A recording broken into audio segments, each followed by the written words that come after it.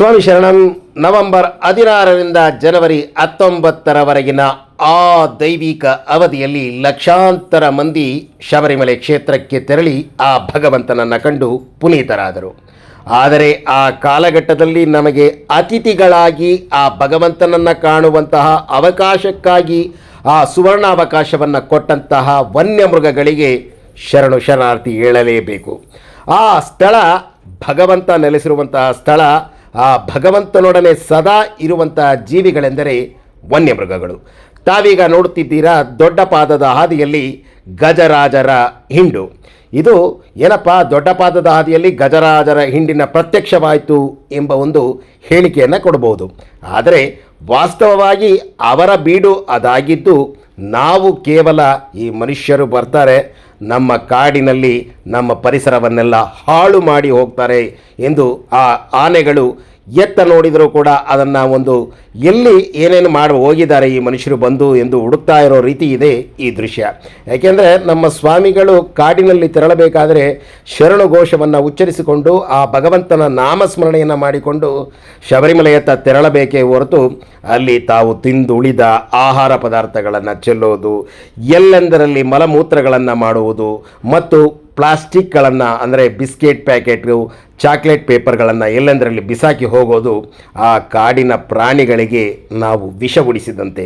ಅದನ್ನು ಪರಿಶೀಲಿಸುತ್ತಿದೆ ಈ ಗಜರಾಜ. ಈ ಮನುಷ್ಯರ ಸವಾಸ ಸಾಕಾಯ್ತಪ್ಪ, ಬಂದರು ಸರಿಸುಮಾರು 2 ತಿಂಗಳ ಕಾಲ ನಮ್ಮ ನೆಮ್ಮದಿಯನ್ನು ಹಾಳು ಮಾಡಿದಂತಹ ಕೆಲ ಸ್ವಾಮಿಗಳಿದ್ದಾರೆ. ಎಲ್ಲರನ್ನೂ ನಾನು ಹೇಳ್ತಾ ಇಲ್ಲ, ಕೆಲ ಸ್ವಾಮಿಗಳ ವರ್ತನೆ ಆ ರೀತಿ ಇತ್ತು. ಅಂತಹ ಸ್ವಾಮಿಗಳು ಬಂದು ಏನೇನು ಸಾಧನೆ ಮಾಡೋಗಿದ್ದಾರೆ ಎಂಬುದನ್ನು ಈ ಆನೆಗಳು ಪರಿಶೀಲನೆ ಮಾಡ್ತಾ ಇದೆ. ಅಷ್ಟರ ಮಟ್ಟಿಗೆ ಕೆಲ ಸ್ವಾಮಿಗಳ ಶಬರಿಮಲೆ ಯಾತ್ರೆ ಅನ್ನೋದು ಒಂದು ಪಿಕ್ನಿಕ್ ಸ್ಪಾಟ್ ಆಗಿ ಆ ಅರಣ್ಯವನ್ನು ಮಾಡಿಕೊಂಡಿದ್ದರು. ಅಂತಹ ಸ್ವಾಮಿಗಳಿಗೆ ಧಿಕ್ಕಾರವಿರಲಿ ಎಂದು ಆ ವನ್ಯಮೃಗಗಳು ಧಿಕ್ಕಾರವನ್ನು ಕೂಗುತ್ತಾ ನಮ್ಮ ಕ್ಷೇತ್ರವನ್ನು ಹಾಳು ಮಾಡಿದಂತಹ ಆ ಸ್ವಾಮಿಗಳಿಗೆ ನಾವು ಯಾವ ರೀತಿ ಬುದ್ಧಿ ಹೇಳಲಿಕ್ಕೆ ಸಾಧ್ಯ? ಯಾಕೆಂದರೆ ಮನುಷ್ಯ ಬುದ್ಧಿಜೀವಿ ಆಗಿರ್ತಾನೆ. ಆ ಬುದ್ಧಿಜೀವಿಯೇ ಈ ರೀತಿ ಮಾಡಿದ್ರೆ ನಮ್ಮಂತಹ ವನ್ಯಮೃಗಗಳ ಪರಿಸರಕ್ಕೆ ನಾಶ ಮಾಡುವಂತಹ ಆ ಸ್ವಾಮಿಗಳಿಗೆ ಏನು ಹೇಳಬೇಕು ಎಂಬ ಒಂದು ವಿಶೇಷವಾದ ಒಂದು ಸಂದರ್ಭ ಇದಾಗಿರಬಹುದು ಎಂದು ಈ ವಿಡಿಯೋದಲ್ಲಿ ನಾವು ತಿಳಿಸಿದ್ವಿ ಸ್ವಾಮಿ. ಯಾಕೆಂದರೆ ಆ ಗಜರಾಜ ಮತ್ತು ಇನ್ನಿತರ ವನ್ಯಮೃಗಗಳ ತಾಣ ಆ ದೊಡ್ಡ ಪಾದದ ಹಾದಿ. ಸ್ವಾಮಿ ಅಯ್ಯಪ್ಪನು ನಡೆದು ಹೋದಂತಹ ಆ ಪುಣ್ಯದ ಹಾದಿಯಲ್ಲಿ ನಮ್ಮ ಯಾತ್ರೆ ಧಾರ್ಮಿಕವಾಗಿ ಮತ್ತು ಪರಿಸರಕ್ಕೆ ಕೊಡುಗೆಯಾಗಿರಬೇಕೇ ಹೊರತು ಪರಿಸರಕ್ಕೆ ಮಾರಕವನ್ನಾಗಿ ಮಾಡಿಸಿ ಅದನ್ನು ಪಿಕ್ನಿಕ್ ಸ್ಪಾಟ್ ಆಗಿ ಮಾಡಿಕೊಳ್ಳೋದು ತರವಲ್ಲ ಅನ್ನೋದು ಈ ಒಂದು ವಿಡಿಯೋ ಮೂಲಕ ನಿಮಗೆಲ್ಲರಿಗೂ ಮನವಿಯನ್ನು ಮಾಡಿಕೊಂಡು, ಮುಂದಿನ ವರ್ಷದಲ್ಲಿ ಯಾರು ಶಬರಿಮಲೆ ಯಾತ್ರೆಯನ್ನು ಆ ಒಂದು ಅರಣ್ಯದ ಪಥದೊಳಗೆ ಸಂಚರಿಸಿದಿರಾ ಅವರು ದಯಮಾಡಿ ಪ್ಲಾಸ್ಟಿಕ್ಕನ್ನು ತೆಗೆದುಕೊಂಡು ಹೋಗಬೇಡಿ.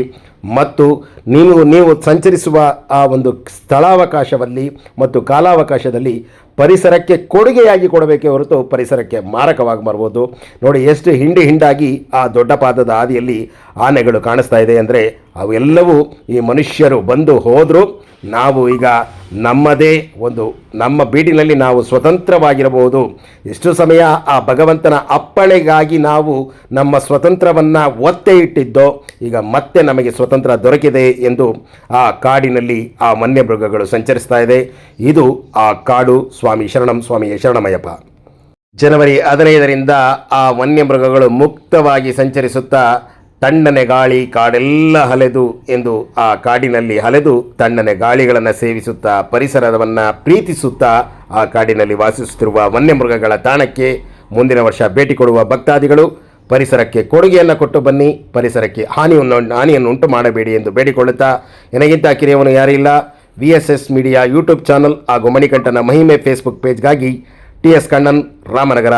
ಶಬರಿಮಲೆ ಯಾತ್ರೆ ಎಂದರೆ 48 ದಿನಗಳ ಕಾಲ ವ್ರತವನ್ನು ಆಚರಿಸಿಯೇ ಇರುಮುಡಿಯನ್ನು ಕಟ್ಟಿಕೊಂಡು ಶಬರಿಮಲೆ ಯಾತ್ರೆಯನ್ನು ಮಾಡಿ ಈ ಕಾಡು ಆ ವನ್ಯಮೃಗಗಳದ್ದು. ಸ್ವಾಮಿ ಶರಣಂ, ಸ್ವಾಮಿಯೇ ಶರಣಮಯ್ಯಪ್ಪ.